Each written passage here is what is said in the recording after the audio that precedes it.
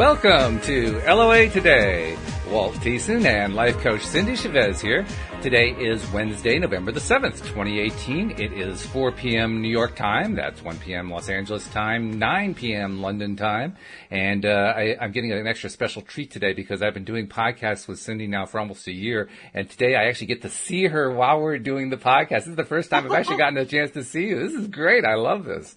So how you doing? I'm doing well.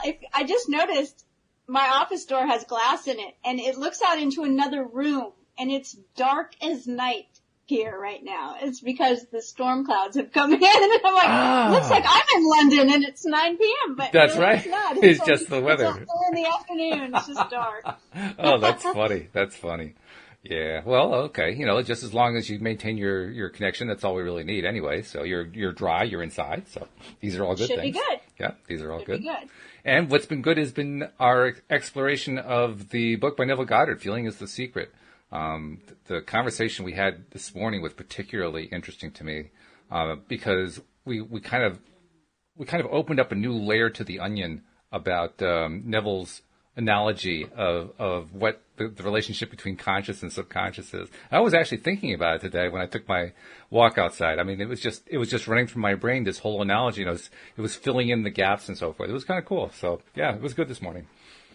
Well, you know, an interesting thing, and we did talk about that this morning too. Today's the new moon. Right. Mm-hmm. And we were talking about the new moon in Scorpio, and Scorpio being the ruler of the 8th house in astrology, and how that's like hidden things. And I mean, when we're dealing with Neville, imagination, like what's going on in our mind, in our heart, like those are invisible things, right? That's a realm that no one else is really privy to.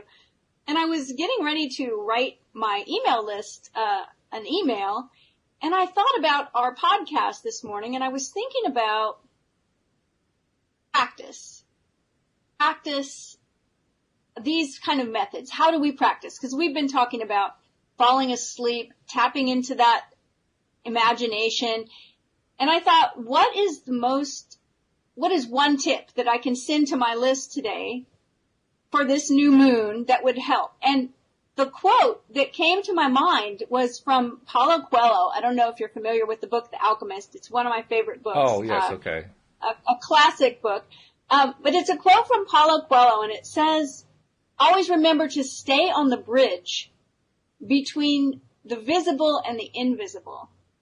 Oh. And I started thinking about that because we were talking this morning about reality, right? Now when I make the air quotes, you can see I can see the air quotes. I make the air quotes. I'm thinking about the 3D environment that we live in. We call that, reality. And right. Then and that's the visible. And this morning, we were reading, Neville said, we call it into being visible. Mm-hmm. And so when I read this quote, always stay on the bridge. A bridge that connects the visible with the invisible. And I thought, that's our imagination. Our imagination. Because we have the visible. Sometimes we get so caught up in the visible that the invisible is hard for us to access. Mm-hmm. We go, yeah, well, I know I'm trying to create that thing, but that's not what I'm seeing. That's not what my bank account says. Right. I still feel pretty lonely over here with no mate or whatever it is we're trying to create. Right. So I thought, always stay on the bridge. What is the bridge? It's the imagination. It's true. You're right. Yeah. And that's it. Well, actually, that fits in perfectly because I said during my walk, I was focusing on that analogy and I was filling in the gaps. And what I was doing as I was filling in the gaps was recognizing that every time that I take a walk or anytime that I'm doing anything where I'm not having to do a particular task so I can actually focus on something else, I'm spending more and more time doing exactly that. Spending more time on the bridge, just practicing. What can I try to imagine? What feeling can I, turn into a reality right now? What new scene can I create? What's my next vignette? What's the vignette that I've been practicing? I'm doing that more and more. And I'm thinking back to, say, 10, 11 years ago when I was first getting into all this stuff. And feeling like if I got through one affirmation in a day, it was a miracle. Now I'm like hammering it, you know? So on the one hand, there are times where I'm saying, God, I'm not making any progress. And there are other times I say, look at all the progress you made. My goodness. Well, I always think about our listener. We have a listener that let us know that they like to listen to our podcast while they're riding a tractor. Oh, I love that. Yes.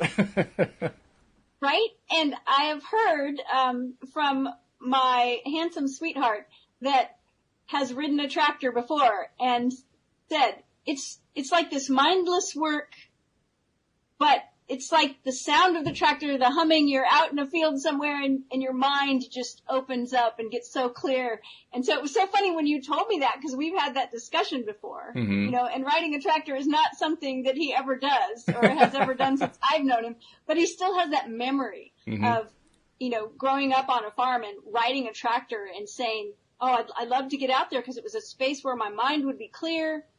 And it's just this, and I think about the kind of mindless work that we sometimes do. Because you just said it. You said, whenever I'm doing something where I don't have to be like focused. Right. I used to laugh that it seemed like I always got these really wonderful, you know, divine messages when I was washing the dishes. And I think it's just because I don't have to think about doing that, right? It's like mindless work. So even those chores we have that we might dread sometimes, if we look at it that way, it's a time where we can use that time now like that to create something. Oh, yeah, that's awesome. Big in my life now. In fact, it gets to the point where sometimes I'm thinking I have too many of these focus tasks. I don't want so many of the focus tasks. I want more of the tasks where I don't have to focus so much, where I can do my own stuff.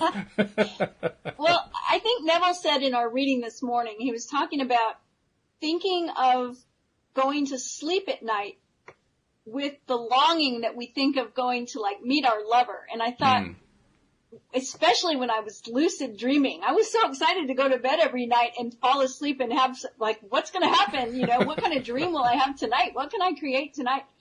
And I think it's that way with all of our practices. Once we get in a groove with them and they start working, we start actually, it's kind of like when you make a painting. Once you make a few and you start getting a rhythm to it and you understand how your medium works and you start producing something, you just want to make another one. It's like, look at this thing I made. Well, that's how conscious creation is to us once we get rolling with it. It's like we just want to keep doing it. I think you're right. So, yeah. Because your idea of the rhythm, I like that, because that's exactly what it is. It's you get into the rhythm and you're doing it for a while, and then all of a sudden you recognize you're in the rhythm. It's like, I can do this. I can really do this, you know? That alone is a big step. I don't know, maybe it isn't for everybody, but for me, whenever I can take that step where all of a sudden I'm doing it, it's like, I'm doing it. I'm really doing it. It's like riding a bike. Yes, right, exactly. That first time you rode the bike, like, I'm riding it.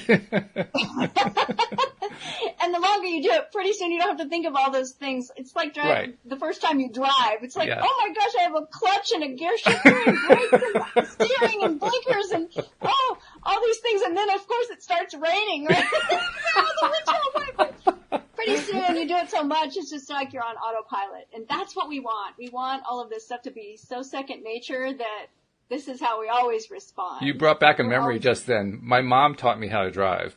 And the very first time that I drove, we were driving someplace. We're off kind of on a side road. She doesn't even pull over hardly. She just kind of stops in the middle of this road because there's nobody on the road, and says, "Okay, you're driving." And I'm like terrified, right? You know, so we switch seats. I go to the driver's seat. I get in the car. We drive about 3 blocks down, and it starts to rain. And I just freeze up. I literally break in the middle of the road, and I said, "How do I turn on windshield wipers?" I swear I didn't know that story already. Just using it as an example, right? So I mean, isn't that the way it goes? That's funny. Oh, let's see. You said I would scroll and figure out. I was hoping you could tell me exactly where we were, because I wasn't sure exactly where we are in the book. But I'll tell you what. Maybe you can figure it out, and while you're figuring it out, I'll do our promos, because we haven't done those yet. So, first things first, for those of you who are not yet subscribers, what are you waiting for? I mean, come on, we keep telling you about this every single episode. We want you to be a subscriber, because that's how you get all of the episodes coming to your smartphone or tablet or whatever device you use. And that's why you can listen to all of them whenever you want to. You don't have to be tuned in exactly at the time that we're doing the podcast recording, or perhaps as we're doing today, live streaming into the Law of Attraction Change My Life group on Facebook. So become a subscriber. It's really easy to do. If you know how your podcast software works that you have, or assuming you have some on your device, just do a search on LOA Today. If you don't know for sure, just go to the homepage of our website, loatoday.net. We've got links right there that you can click on that just walk you right through it. Depending on what kind of device you have, you just click the link. It tells you Apple, iPhone, Android, whatever you're using. And if even that's too much, in almost every place that we post this stuff, we're now putting links in the description where we're posting it. So like if you're listening right now on the Facebook group, just scroll down in the post that you're watching this video in, and you'll see links there. I mean, how much simpler can we make it? It's right there. You don't have to do much. So please do become a subscriber. You're going to love it. And once you're a subscriber, and for all existing subscribers, please put out on Facebook or on Instagram or Twitter or actually all of them, every place that you're a social media member, put out there that you're listening to loatoday.net, because you not only activate the social media capabilities for sharing the word, but you also activate the law of attraction, saying, I want more people to find loatoday.net. And we want that because we want to spread the idea of the daily dose of happy.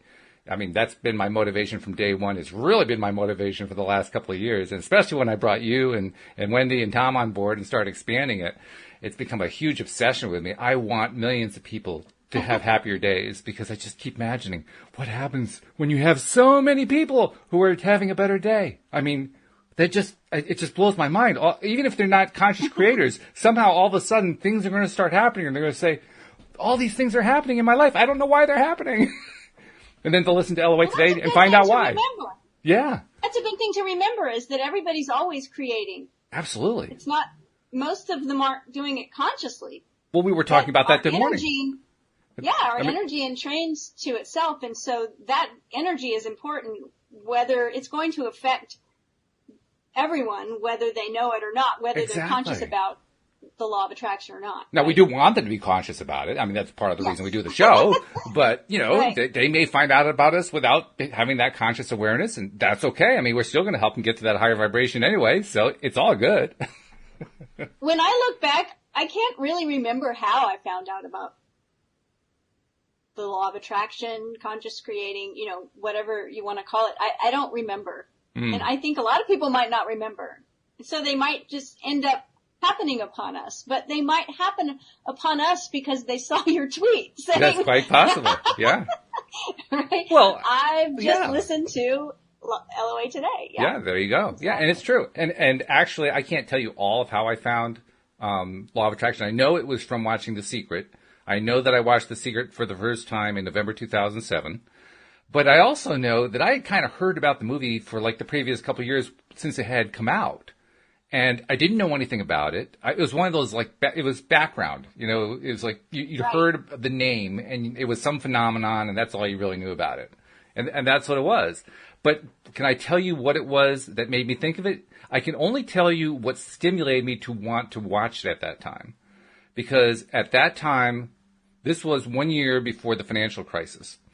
And I was blessed/cursed with advanced knowledge about the crisis coming. I was one of the few people who could actually see that it was coming, for very good reasons that I won't bore you with, but I was up on economics enough to understand that it was coming, and I was getting really depressed because I didn't know of any way to help people get around it.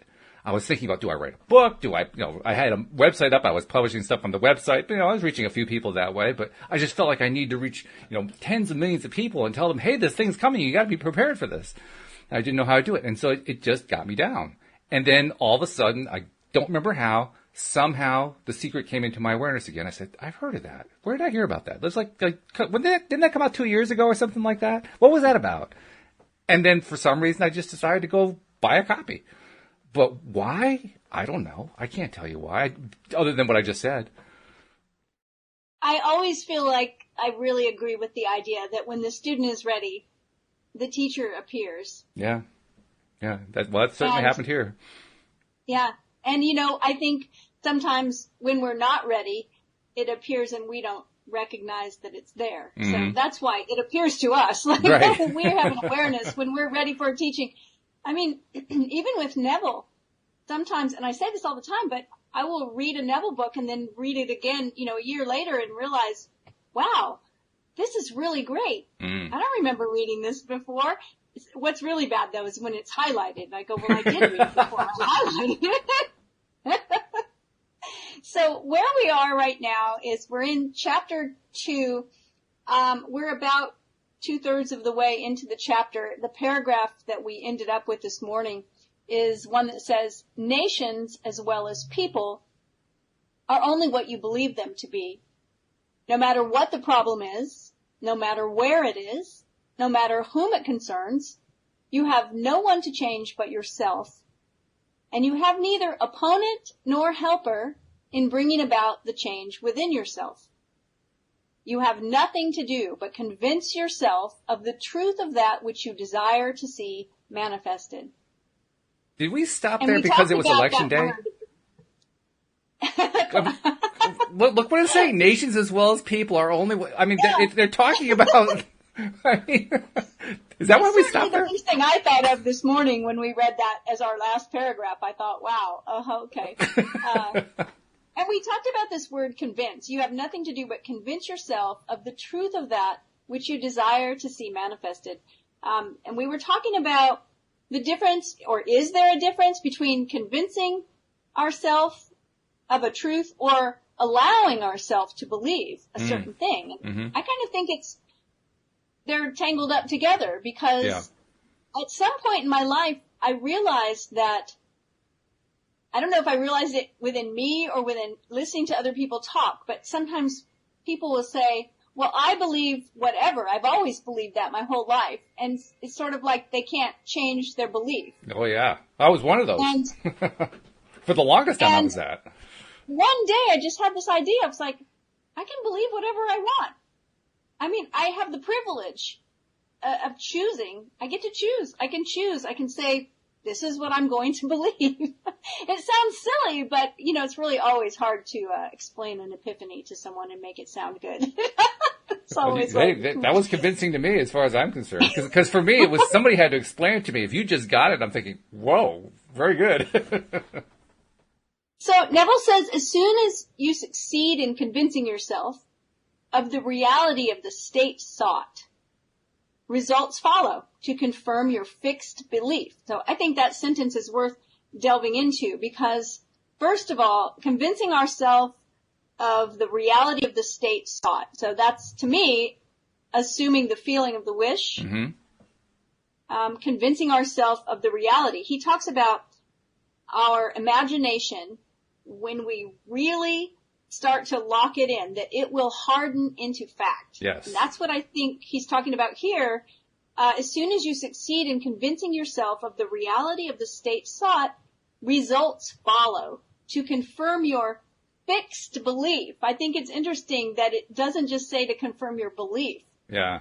But it's these words, right? Convince. Like if I tell you, I'm convinced, there's no doubt there in that statement. There's no uncertainty or wishy-washiness. No, I'm convinced. Yeah, there's not a lot of wiggle room. I'm convinced. It's just, it's there. I'm done. Right? So it's a fixed belief. So Neville says as soon as we succeed in convincing ourselves of the reality of the state sought, then results will follow. That's what it says, yeah. He says that the results follow, they follow to confirm our fixed belief. We talked about this morning about signs follow. They don't precede. Right. Right. And that's what's interesting about the word convince there, because like you said, this is about the hardening. And it has always seemed to me, whenever I was trying to be that deliberate creator, I had like this nebulous idea and I was trying to turn it into something that I really believed in. I was convincing myself. I was trying to convince myself. Sometimes I wasn't even succeeding in doing that, but I could tell there was a convincing process. It was almost like I was having an argument with myself, or I was, just trying to talk myself into it or whatever. Well, think about how many times when we talk about intuition, somebody will say, "Oh, I knew I should have done that." Right? It's the forehead slap. Oh, right. Like I should have listened to my gut, right? And to me, that is our intuition speaks up. And then that argument you're talking about starts. Mm-hmm. Our logical mind starts giving us all these reasons why we should not listen to that voice. And then, then whatever happens that causes us to say, oh, I knew I should have listened. But have you ever noticed that the logical mind never argues for something positive? It always tries to tear it apart. It always tries to find what's wrong. The flip side of that is that I always teach that our intuition is always working for our higher good. Mm-hmm. Like our intuition doesn't lead us astray. Right. Mm-hmm. So it's interesting that our intuition, our higher self, our higher, wiser self, our inner being is giving us a message that is trying to take care of us, and our logical mind is trying to. I think what our logical mind wants to do is to stay safe and don't do anything that's a change. Sure. So right. It's that familiar zone that we call our comfort zone. It's really uncomfortable sometimes. Yeah. Tell me about it. Yeah. So let's see. He says, you never suggest to another the state which you desire to see him express. Instead, you convince yourself that he is already that which you desire him to be. Now, this is interesting because now we're getting off into wanting someone else to be something. Mm-hmm. Mm-hmm. And we've had this discussion before, mm-hmm. kind of, what is that manipulation when we want to change someone else's behavior? Or so Neville is telling I'm not sure us, if it's manipulation or if it's setting yourself up for failure. It's one or the other. But I don't know.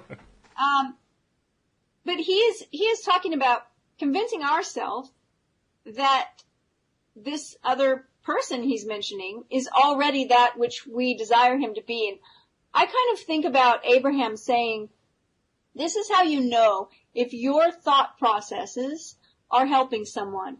Do you feel good when you're thinking about them? Right, right. So I read that statement. The only way I can read that statement and have it align with my own personal, ethics is to recognize that when I look at other people, I want to see them meeting their potential. I want to see them already successful, Yes. already enjoying life, already free from pain and suffering and free from attachment and aversion. I want to see them in that place where they are thriving. Mm-hmm. Yeah. Instead of telling them. So if I look at it that way, then I hear Neville saying, you don't need to suggest to someone that you want to see them thriving. Just convince yourself that he's thriving. It's like, okay, I can deal with that. It's a good point. Yeah. Because I think we all, to some extent, want that. Well, maybe not everybody, but most people want other people to be in a better place. Most people want other people to, be successful, especially people they care about. At the very minimum, your family member or your best friend, you want them to succeed. You want them to be in a good place. And it's so easy to get hooked up in, well, okay, I got to help make that happen. Sitting back and saying, all I have to do is just put it in my own mind is once again reminding yourself it's not the doing, it's the feeling, it's the prepping, it's the mental work. It's not actual working. It's not actually doing. It's just getting yourself into that place, that vibrational aligned place. Right. And seeing them in that place. Mm-hmm. I love that it says convince yourself. We've got that word convince again. There it is. Yeah.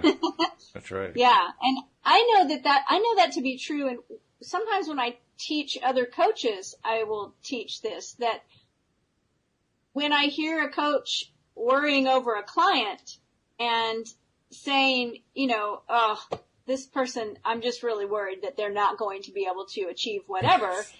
Right. When we have those thoughts as coaches, I don't know if there are any coaches listening, but that's when we need to step back and realize that we need to hold our clients in a space of being whole, of being able to achieve these things, of being already victorious, of being successful. Because if we can't hold that space for them, then they won't get there with us as their coach. I mean, they may get there, but when we have to make sure we're envisioning success for our clients. So, and for our family and friends and lovers and, spouses and children and everybody. Right. Yes. Convince ourselves that they're already there. It's a good thing to practice. That's why I was talking about what I was doing during my walk. I'm just really appreciating how good it is to just practice that. all the time in every way that I can, and kind of like, expanding myself a little bit. Can I try it here and try it here and try it here? Just constantly practicing holding myself, holding my ideals, holding my friends, holding my wife, and all these people that are in my life and elements of my life, events in my life, just doing everything I can to get them into that aligned place. It's a lot of work, but it's good work. It's good. It's work that I'm enjoying doing more and more. I'll tell you what, it's a good hint, and that is when you go into your meditative space, whatever time that is. If you do this at night when you're falling asleep, if you have some kind of time in the day where you take 5 or 20 or an hour, whatever amount of time you take to meditate, a practice of imagining something. If you're having trouble tapping into the feeling of the wish fulfilled for yourself, start doing it for someone else. Oh, yeah. Start imagining someone you love. Yeah, that's completely true. Joyful and happy and surrounded by friendship and in perfect health. Start doing it for them, because what you're doing, you're still tapping into that same energy of success and vibrancy, right? And sometimes it's easier to see it for someone else. Oh, God, yes. Because we don't have our mind telling us all the stories that we've got around ourselves. So my wife's told me that 1,000 times. She used to be a psychotherapist. She said it's so easy to do therapy for somebody else. It's for yourself that's the hard one, but when you're doing it for somebody else, it's so much easier. Exactly. So Neville says realization of your wish is accomplished by assuming the feeling of the wish fulfilled. You cannot fail unless you fail to convince yourself of the reality of your wish. Mm-hmm. A change of belief is confirmed by a change of expression. And I think when he uses the word expression, I think his meaning is your wishes being expressed in 3D reality. We call it manifestation. I think that's what he means, but I also think that we'll notice that inner smile happening and have a different expression on our own face. Mm-hmm. I notice that when I'm tapping into this. When I have those moments where I really do assume the feeling of the wish fulfilled, it almost always results in a spontaneous bubbling up of a smile. So I like to read this word there. The first few times for me that happened was a bit of a shock, because I found out about it not by noticing it in myself, but out of my walks, all of a sudden people were grinning at me. And I'm thinking, why are these people grinning at me? I didn't know I was smiling. That's great. Well, that's wonderful.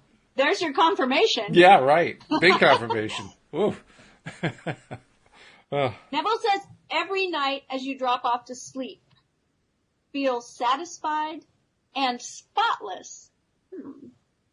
For your subjective lover always forms the objective world in the image and likeness of your conception of it, the conception defined by your feeling. Now remember, he speaks of our subconscious, saying that the subconscious is what does all the creating. Right.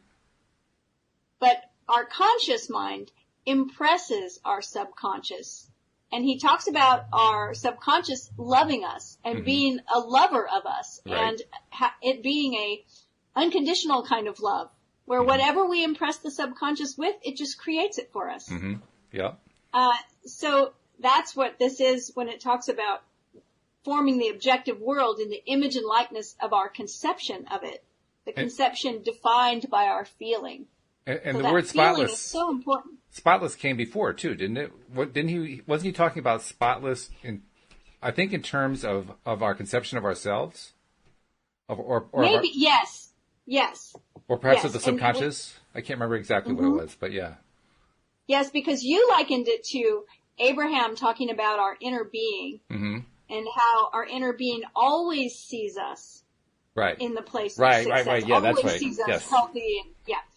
Okay, so Neville uses language sometimes that we don't normally use in our modern day.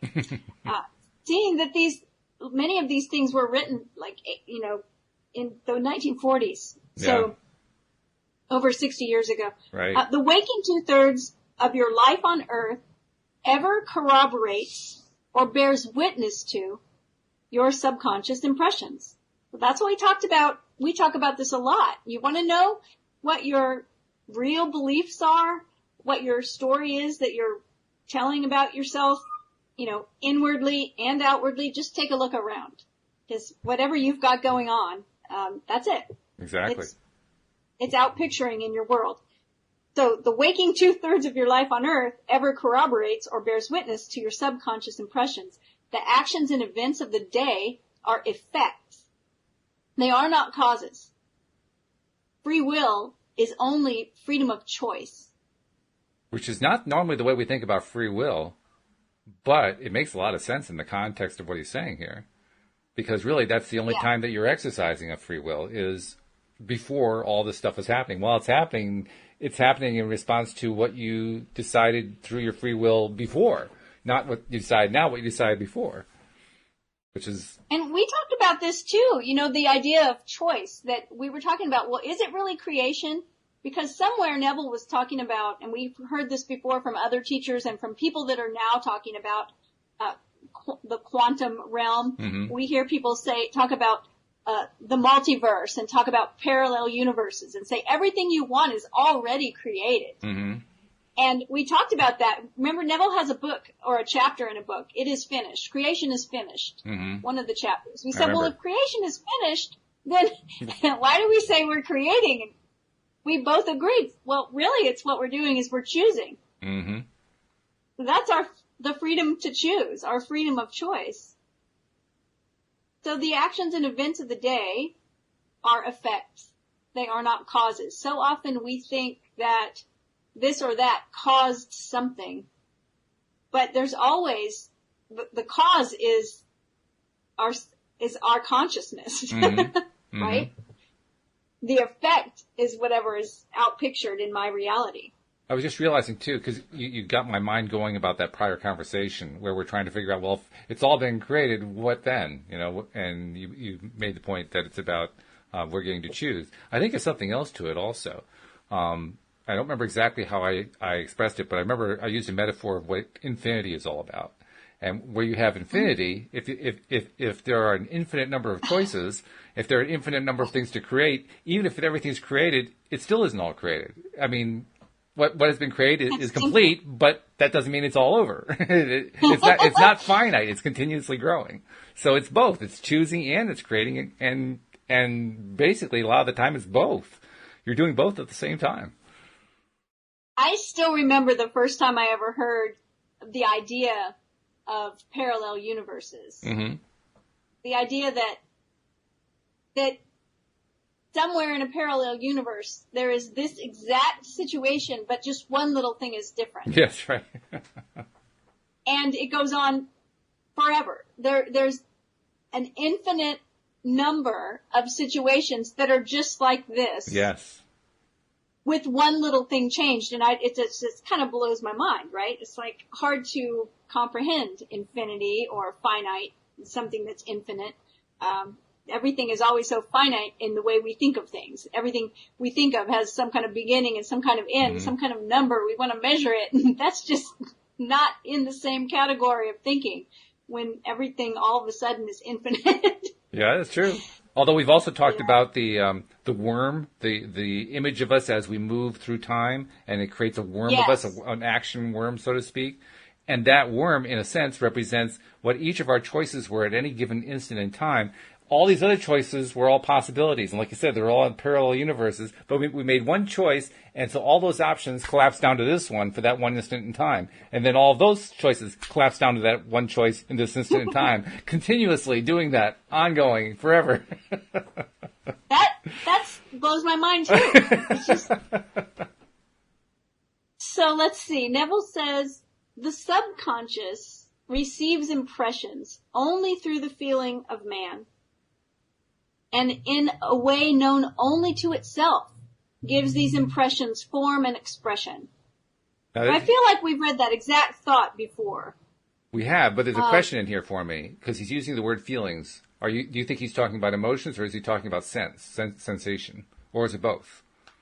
Well, I have a tendency to think it's both, but I think it's really important that we understand the distinction, because so many times before, at least for me, when I first was reading these things, when I first heard the idea of assuming the feeling of the wish fulfilled, I immediately went to emotion.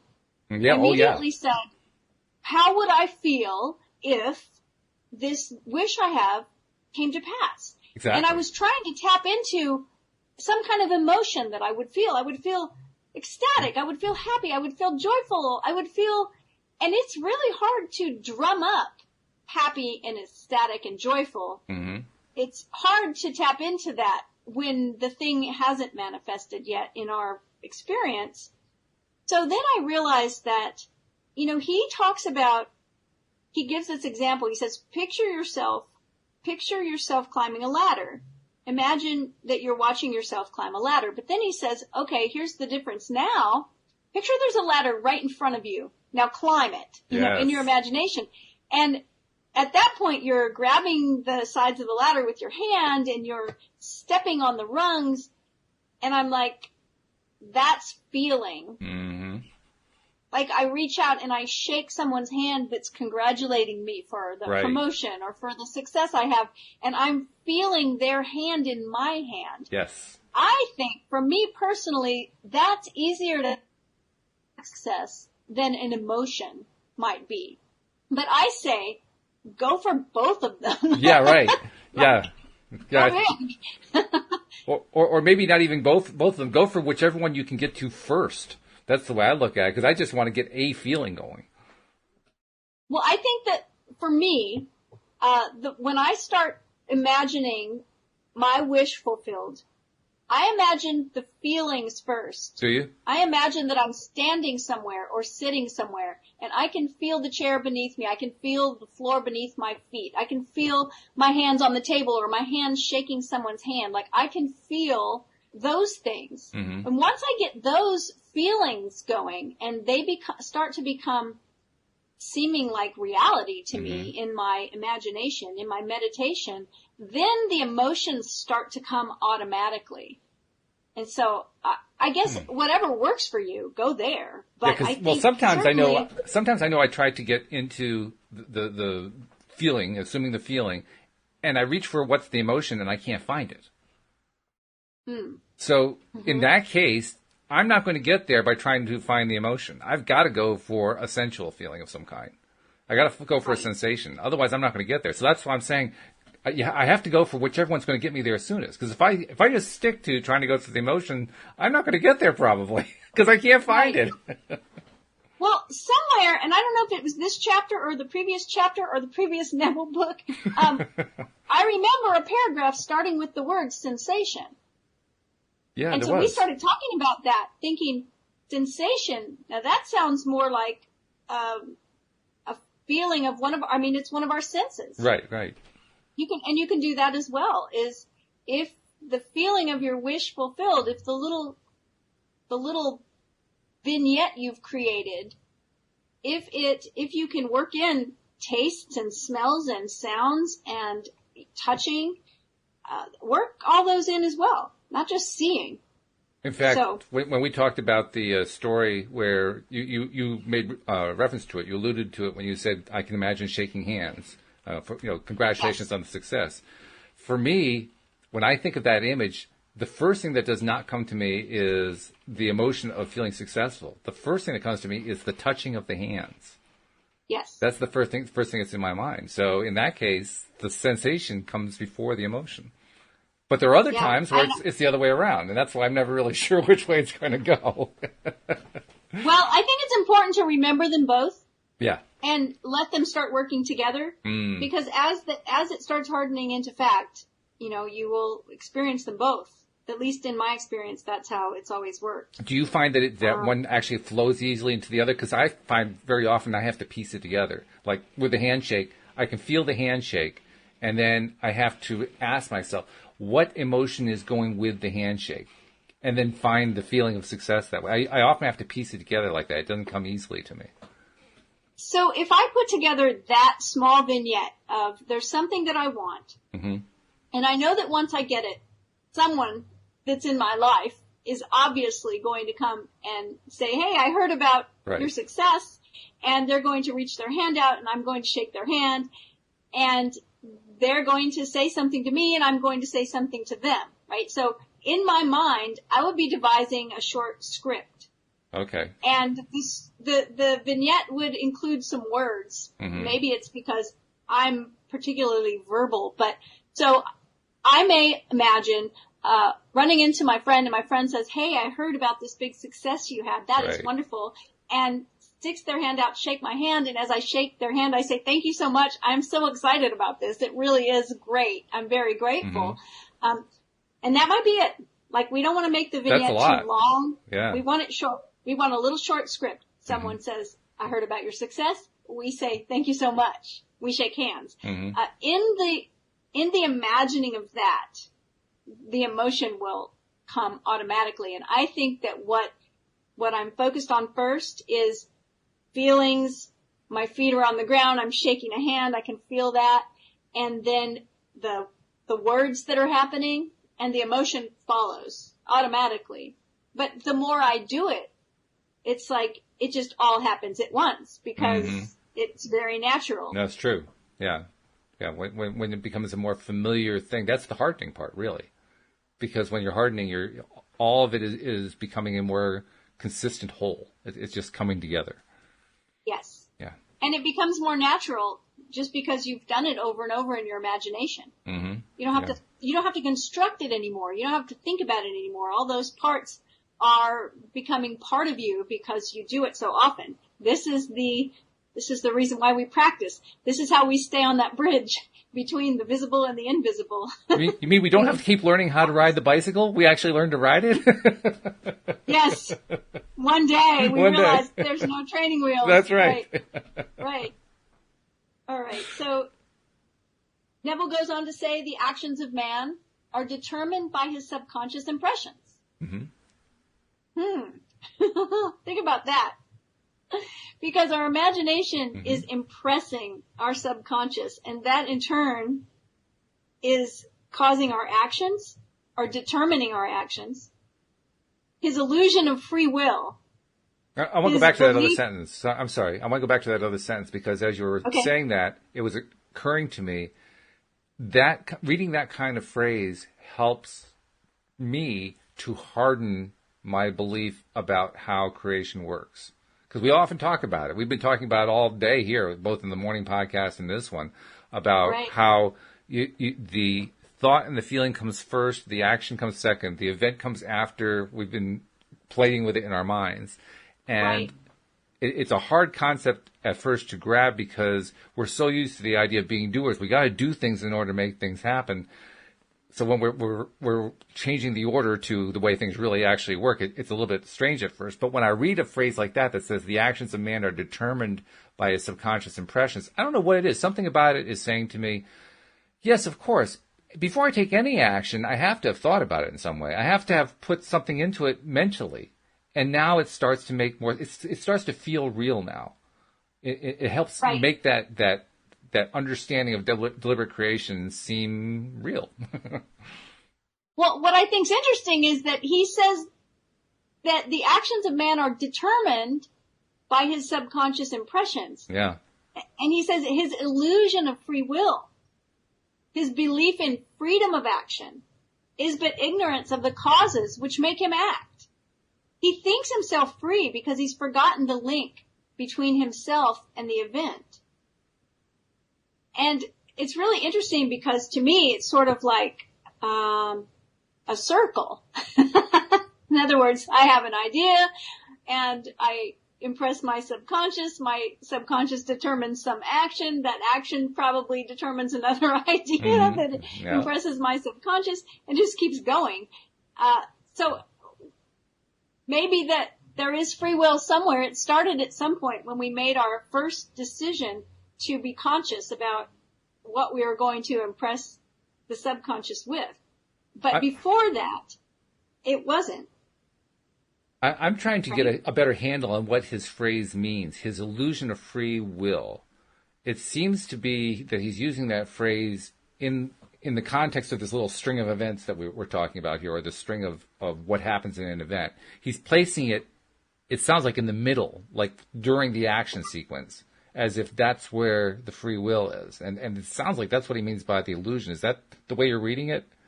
The way I'm reading it is that he is speaking of someone who is not privy to this information. He's speaking of someone who is not a conscious creator, but someone who nevertheless is affected by the law of attraction, if you will, right? They're creating. We're all creating. Mm-hmm. So he's saying the actions of man, if you read it this way, and not as a how-to, but as a description of what most people are living when they are not conscious of the great power that they have to create. Okay. The actions of that man, right? They're determined by his subconscious impressions. Yeah. He has an illusion of free will. He thinks that he has freedom of action, but actually the causes that make him act are all subconscious. Got it. He thinks he's free because he's forgotten or doesn't know about yet the link between himself and his subconscious impressions and the event. Make more sense? A little bit, yeah. It's still a little bit airy-fairy, but yes, it makes a little bit more sense when I tie it in with the phrase, his belief in freedom of action. Well, and then if you see his next sentence, he says, man awake. So, interesting because we're talking about sleep, yes. And it's like, what is he talking about, once we're conscious of how this works, or is he talking about once we're awake from sleeping? Yes and yes, it sounds like. Yes and yes, I think. Man awake is under compulsion to express his subconscious impressions. If in the past he unwisely impressed himself, then let him begin to change his thought and feeling.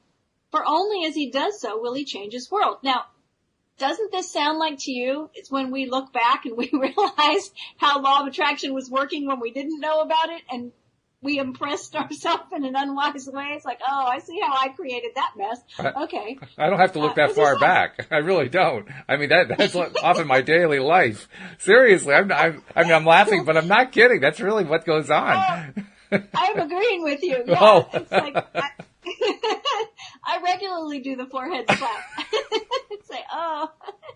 I was doing it during my walk today. I mean, it was a good walk. Don't get me wrong. And you could tell I was very busy because a lot of stuff was going on. But there was one period of time for like a 10 or 15 minute period where I was allowing my mind, I don't know why, I was allowing my mind to go down all these rabbit holes that ended in really dire results. And I'm saying, Walt, what the hell are you doing? Don't think about that. And then I catch myself, and then 5 minutes later I was doing it again. Jeez. Well, you know what? It's so good to laugh about this because we all do this. Yeah. We all do it. We all go down those rabbit holes. Oh. We all have to pull ourselves back. And that's what he's talking about right here, right? He says, if in the past he unwisely impressed himself, let him begin to change his thought and feeling, for only as he does so will he change his world. Do not waste one moment in regret. Yeah, that's true. Thank you, Neville. Thank you. Do not waste one moment in regret. For to think feelingly of the mistakes of the past is to reinfect yourself. Is that the truth? Reinfect. Is that awful? Let the dead bury the dead. Yes, Matthew 8:22. He says, turn from appearances and assume the feeling that would be yours were you already the one you wish to be. Feeling a state produces that state. It's really simple. It's just not really easy. Okay. Is that the truth? I tell you. I mean, you just summarized it so beautifully. It's simple. It's just not easy. The part you play on the world stage is determined by your conception of yourself. By feeling your wish fulfilled and quietly relaxing into sleep, you cast yourself in a star role to be played on earth tomorrow. And while asleep, you are rehearsed and instructed in your part. That's really nice. I have to just cut and paste that to somewhere else so I don't forget that little phrase. The acceptance of the end automatically wills the means of realization. Now here's something worth thinking about because we all go here too, and that is how we think of something we want, and the first thought usually is two first thoughts. The first one, how is this going to happen? And what do I need to do? Right. What do I do? What do I do? How is it going to happen? And Neville is saying that the end automatically wills the means. Once we accept the end, once we assume the feeling of the wish fulfilled, it will unfold on its own. That feels really good to me because I'm tired of worrying about how things are going to happen. He says, make no mistake about this. If, as you prepare for sleep, you do not consciously feel yourself into the state of the answered wish, then you will take with you into the chamber of her who conceived you the sum total of the reactions and feelings of the waking day, and while asleep you will be instructed in the manner in which they will be expressed tomorrow. Now, remember this whole into the chamber of her who conceived you. Again, he's talking about your imagination. In the conception of ourself happens in our imagination. And we don't want to take into that chamber of imagination as we go to sleep all these troubles of the day. Mm-hmm. Because if we do, then the next day when we wake up, those same things will be expressed again the next day. And he says you'll rise believing that you're a free agent, not realizing that every action and event of the day is predetermined by your concept of self as you fell asleep. Your only freedom then is your freedom of reaction. You are free to choose how you feel and react to the day's drama. But the drama, the actions, events, and circumstances of the day have already been determined. What do you think about when you hear that? Honestly, I'm still about 3 paragraphs back. I mean, this is all really good stuff. But I mean, I don't even remember where exactly you were reading it, or maybe if you were just expressing it. But the way you expressed it, I can't remember exactly how you expressed it, but it was something about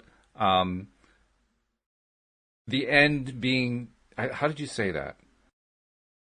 It was something about the end being created by being. I don't remember what you said. It was a really good phrase. I'm trying to find. Is it something that you read off his thing, or is it something you said? But it just clicked something in my mind, and I'm trying to piece it all back together again. Well, what we know is that he's talking about the action and events of the day being predetermined by the concept of ourself as we fall asleep, which is kind of mind-blowing. Mm-hmm. But what he's saying is that whatever conception we have of ourself as we fall asleep, that determines what's going to happen the next day. Mm-hmm. And when it happens the next day, then we do have the freedom to react to it, to respond to it, to choose however we want to feel about it. Mm-hmm. But in that moment where we're falling asleep, whoever we see ourselves to be is actually determining what's going to be the day's drama, mm-hmm. as he says. Right, yeah. Yeah, that is what he's saying. That's kind of wild. It is. It's very wild. All I know is that my brain went through about 4 flip-flops for all this. As I'm trying to make sense of it all. But it's good. Well, I think that's why we've been taking so much time with it. Yeah. Because there's a lot here. It's very dense. It's very dense. Here it is. I found the phrase. The acceptance of the end automatically wills the means of realization. That was that was the sentence that I was reacting to. The acceptance of the end automatically wills the means of realization. And right, and wouldn't you say that was the day's drama that he's talking about? Yeah, it is.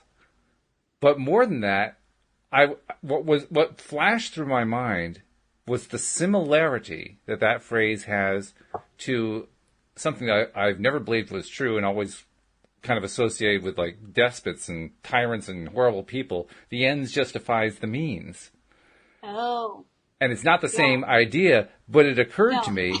I wondered, well, it's got a similarity. The similarity is the acceptance of the end.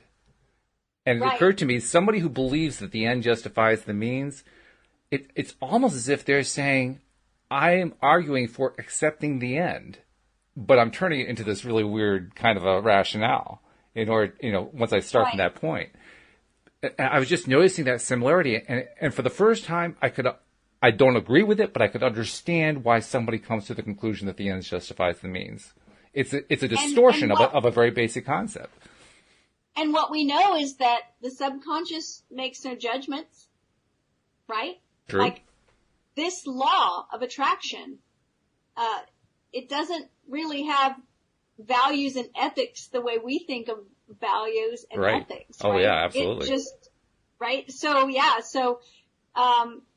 that's the whole deal with recognizing that anyone and everyone is affected by the law of attraction, and anyone can also use it consciously. So Neville talked about that in one of his books. He talked about, this is a great power, use it for good, right? Mm-hmm. I mean, my paraphrase of Neville, but he said it. And so I thought that was important. I think it is important. I think it's actually a critical piece of this, and I've never really been sure how to tie it in because, like you said, the law of attraction doesn't know value judgments. It has nothing to do with value judgments. And, being a deliberate creator really directly does not have anything to do with value judgments either. We use them because we're making choices, but that's not anything to do with the process itself. And so it can be a source of confusion. And yet, by the same token, we also know that when we make choices based on what feels good to us, we end up with a more abundant life. Now, yes, that is something that we can either choose to have or not choose to have. It's completely up to us.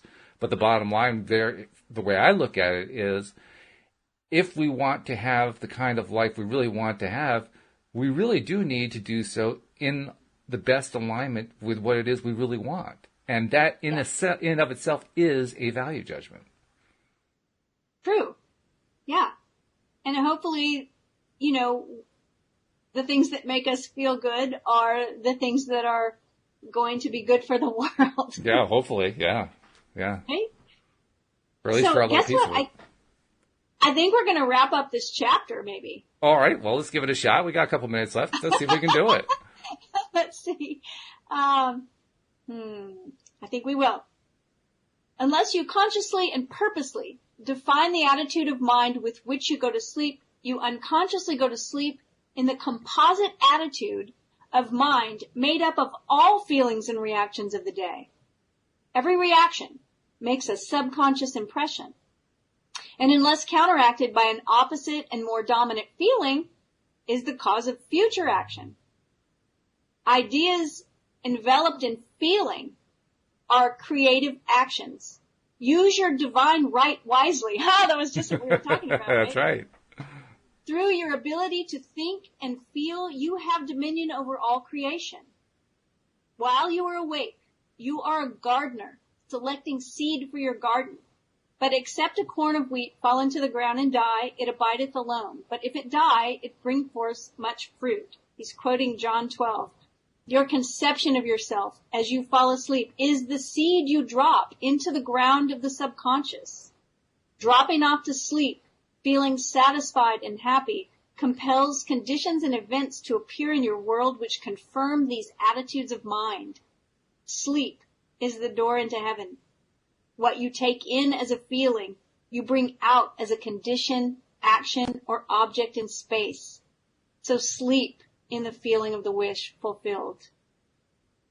Yeah, that's good stuff.